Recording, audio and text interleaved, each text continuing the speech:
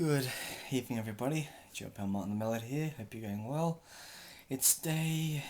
What is it? It's today? Yes, it's day number 12 in Vlogust, and today we're going to talk about the NHS. What has been my experience on the NHS in my time in the United Kingdom? I first came to Britain to live here in July 2015. I took a whole bunch of medical notes from Australia, explaining all my conditions, all the medicines I take. I popped into a local GP to register with them, and I saw a nurse one day, but then the day before I was supposed to go in for a blood test, I got really depressed in living in Birmingham and just unhappy with job rejections, so I basically said to the clinic, sorry, I'm not going to be in for the blood test tomorrow, thank you, I'm going.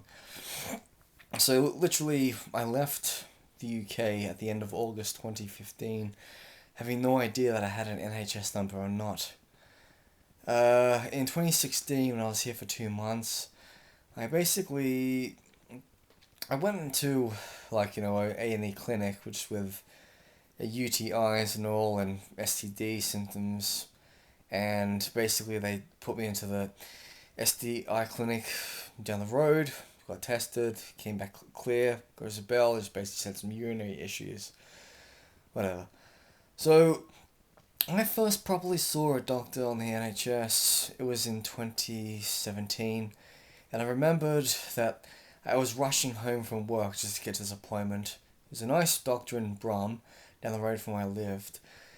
But then, unfortunately, I had to leave Birmingham a few months later as I just grew disheartened. But I basically lied to the people at this NHS clinic. I basically said, yeah, I'm still in Birmingham. So when I moved to London, I basically just said, yeah, I'm still living up the road. So every month I'd have to go up the road to Birmingham, get my NHS prescription, and go back to London and put it in the chemists. I had plenty of bad incidents with chemists who were really rude to me, or really just couldn't do the job right. So this continued on for many months until November, when the GP in Birmingham called up me, basically said, "You're no longer living here. Stop doing this." So I thought, okay. I wasn't classed as homeless at the time of my life in London, but literally I had no fixed address. And so, literally by law, anybody who was a British citizen or a permanent resident of the United Kingdom, they should be entitled to register with a GP, but it is all to do with where you live, because literally, if you live in Birmingham, in a suburb like Bearwood, you can't register with a GP within Birmingham city centre. It's all about catchments and all. So I went to this clinic. I basically told them, look, this is my situation, got a fixed address, I'm moving from different locations, yada yada yada. So they basically said, look, here's this card, you can go register with any GP and all, no matter wherever you're living. So I was living at Hanson in December 2017. Basically registered, put on my paperwork, told them my previous doctor and all. And it was really complicated because I was in design needs of my medication. I even had to pay money from a pharmacist, all because I had no fixed address, I had a expired prescription, I needed medicine. So they paid me the emergency charges, so it was just really crap. In December 2017, I went to see a nurse for my injection, but she didn't have my injection in stock. Basically said, you have to do this yourself, you have to order it, yada yada yada.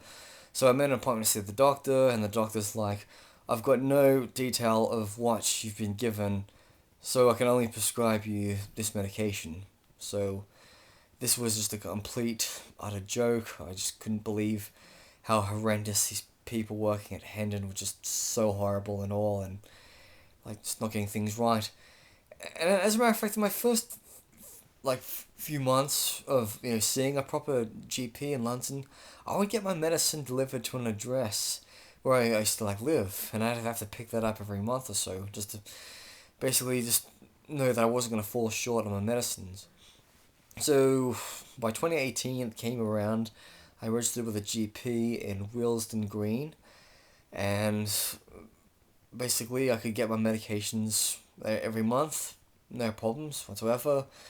Saw a doctor when I had some issues, with pides and all that type of crap. It's really serious. You gotta get them checked out if you get these pides. Really horrible. But then before I went to Sweden, the doctor's like, "Oh, I really need you to see an endocrinologist and all. I'm gonna put you down and I'll see this endocrinologist."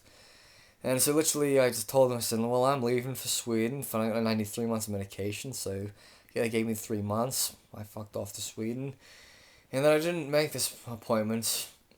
And then I moved to Walton Forest, where I'd stay for next year and a bit at different locations. And so the doctors were like, "Well, I need you to see this endocrinologist because, oh, we sent you like that and you didn't attend, so I need you to go see it." I'm like, "Yeah, oh, okay, of course, I'm gonna see it. But you gotta remember that I've not had any fixed address and da da da da da." So basically, every 3 months, I get my injection for testosterone because I'm on testosterone replacements. It's done by like a nurse, so literally I can't give it to myself because that would be bloody painful. And yeah, so then around the pandemic, basically I was lying. I was still registered with this GP, but then I registered for an old GP after I moved back to Willesden, and then once I moved to East London, I basically just registered with my nearest GP in my house, and that was it. No complaints. As for dentists, on the other hand, I had a really crap experience paying 500 quid for a private dentist just to get fillings done because I broke a tooth in Kazakhstan. And so basically, I stupidly paid a private dentist this much money, but when I should have paid like an NHS dentist. I do have an NHS dentist, but it's all the way in Clapham Common. It's not too hard to get to, but literally I only go maybe like once or twice a year to get my teeth like looked into. During the whole pandemic thing, lockdowns, I couldn't even see this dentist when I really needed a bloody I had to have a tooth extracted, so finally got that done rather than paying a shitload of money for private. So I remember getting the tooth pulled out, even though I had to go from Willesden to, um, I had to, I had to go to West London to get it done, Shepherd's Bush to get it pulled out, so that was fine. I've tried trying to.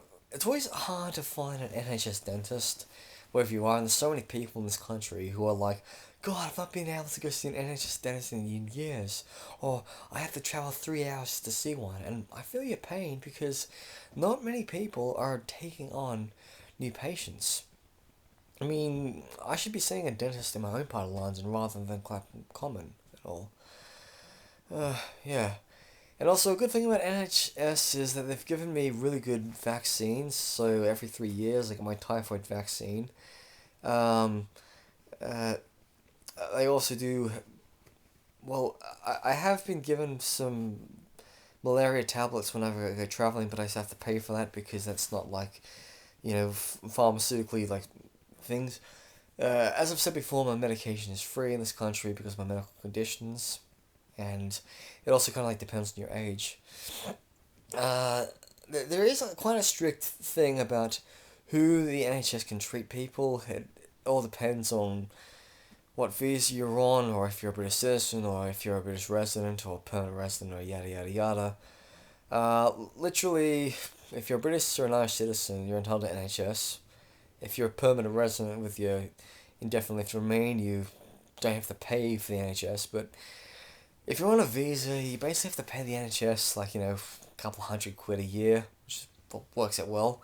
But I mean, I still pay for NHS because national insurance and all that stuff, taxes, helps it.